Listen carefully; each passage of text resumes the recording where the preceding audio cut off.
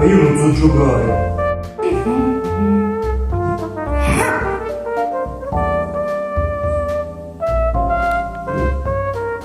Devi non guardare.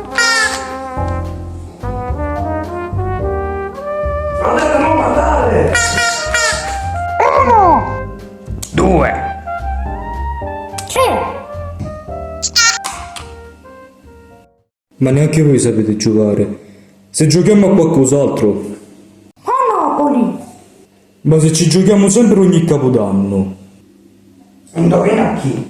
Si può giocare solo in due. Da qua dice Mangiarippo.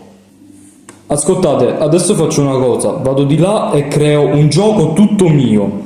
E poi domani sera sarà pronto e ci giocheremo tutti quanti insieme.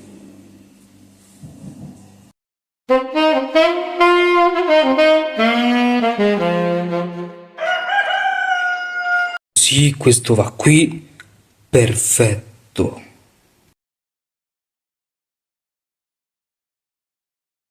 Sono lieto di presentarvi il mio minigioco. Avventura selvaggia.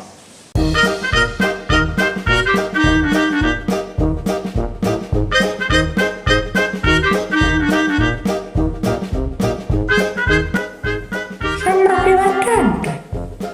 Lo è. Allora spiegaci un po' le regole. Sono facili, basta tirare il dato, il numero che ti esce, prendi il tuo personaggio e in base al numero che è uscito dovrai spostarti e dovrai pescare anche una carta. E sì, ci sono anche imprevisti. Ti aspettiamo. Iniziamo questa avventura selvaggia.